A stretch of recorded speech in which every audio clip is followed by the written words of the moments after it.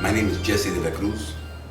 I am a former gang member, former heroin addict, ex-con, served approximately 30 years of my life in prison in and out. Um, I am a father. I am a grandfather, currently raising my 2-year-old grandson since the day one. I'm a son. I'm a brother. I'm all the things that everybody else is, right?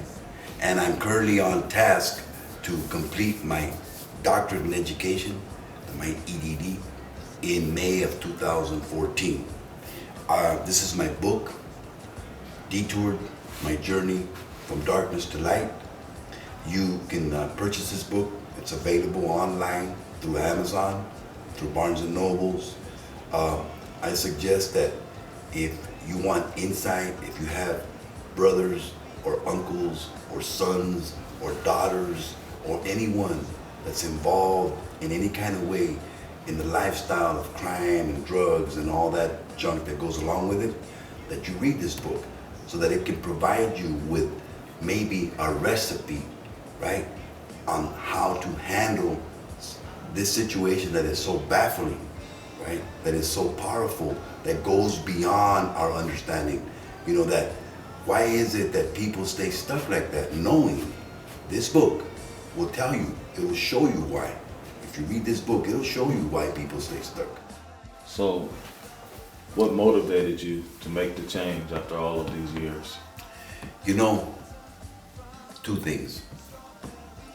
One of them was shame.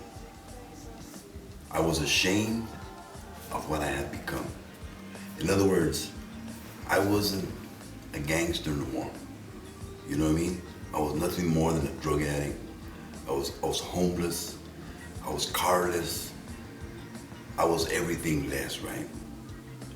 The next thing the one that drove that home was I had a daughter at the age of 41 years old. I never had no kids, man. And suddenly I have a little baby girl, right? And when I went to prison after I had my daughter, it broke my heart, man. And I didn't understand how people could go to prison with kids, because I never had none. Okay? In fact, let me read this little piece so that this is the last day, right? This is right before I get out of prison. I'm in my cell, right? On the last time that I was in prison. And it says, as I sip on my last cup of prison coffee, I thought about the morning she was born.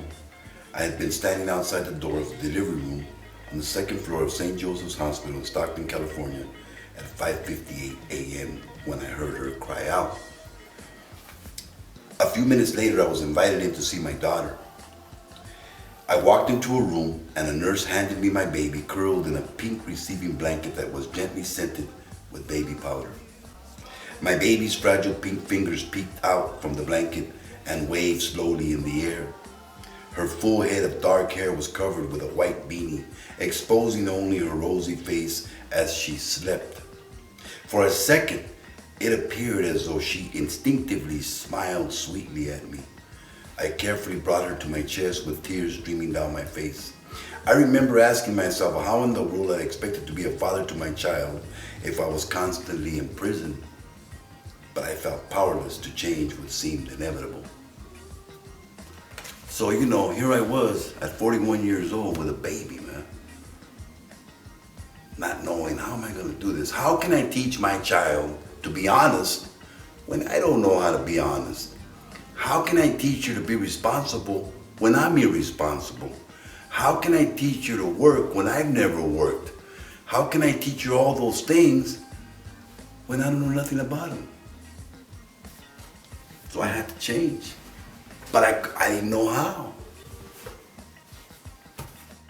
So I was stuck. So would you say that you offer solutions in the book to problems, to common problems? The book provides insight. That's what it does. The solutions, there's no solutions because everybody's solution is a little bit different. But what it does do is it provides the reader insight into what to look for and what do I do about this if I see that, and how can I avoid this based on this, right? Because most of the people that are caught up in the lifestyle, right, that are gangs and crime and drugs, all of us have similar, not exactly alike, but similar paths. Not everyone, but most of us.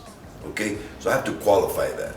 And so what happens is, what happened to me probably is going to happen to him and to her and to him and to him. Right? So the book provides you with a glimpse inside that world so that you can get an understanding of why these things happen, and then you as an individual, as a parent, can then develop strategies to avoid those pitfalls.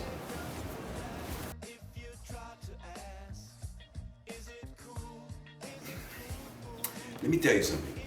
This book was written not for the drug addict, not for the prisoner, not for the gang member, and I'm going to tell you why.